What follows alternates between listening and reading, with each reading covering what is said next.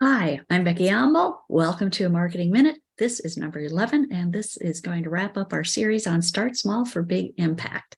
And let's just go to the next slide for a minute. There were 3 principles that I was sharing in this series, and those are 3 of 7. And the last one that we are on is over there on the right, continuous improvement. We started with identify areas for improvement, make a plan, and then track results. Well, we are on track results. I want to finish this up. So let's talk about just a couple highlights since Continental had such a great story. You might recall that in 1994, they were losing 600 million, and then they were able to turn that around in 1 year to get under 225 million, and from the worst on-time performance to the number 1 on-time performance.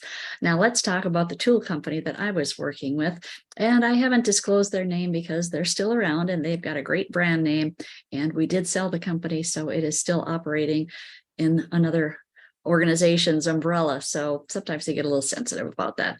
Anyway, we were tracking our results, sometimes daily, every couple of days at least. We were talking to each other all the time and had meetings, kind of just updates very, very frequently, especially on the early side. So we were able to take this company from losing money to turn it to 6 to 9 months to positive EBITDA. We were able to take it from 1.8 million in revenue to over 4.1 million, as a matter of fact. And how did we know we were doing well? Obviously, the numbers were telling us. And also we could tell when we were talking to customers and how were they responding and were they buying? Obviously, we could tell in the numbers that they were buying and they were coming back. And because it did have a good reputation, a good brand name, as long as we could fix things and get things out the door and resolve the issues, we had a lot that we could work with. We had some good assets. So we were able to turn that around, and it was a great success, a great fun. And I think I mentioned last time that one of the things I liked about Continental is that the CEO at the time said, just because it's hard doesn't mean we can't have fun. And we had a lot of fun in the tool company as well. And part of that fun, I think, was just the enthusiasm of being able to turn this around and make it profitable again and be successful. Here's my contact information. Feel free to get in touch. I love to work with companies that want to grow.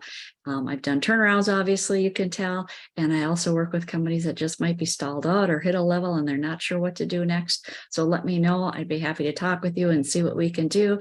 My colleagues work in succession planning, family-owned businesses. We all do turnarounds, and also what's called business advisory, which is a little bit of where I fall because I work with B2B companies who want to grow, increase their revenue and profits. And that's what I love.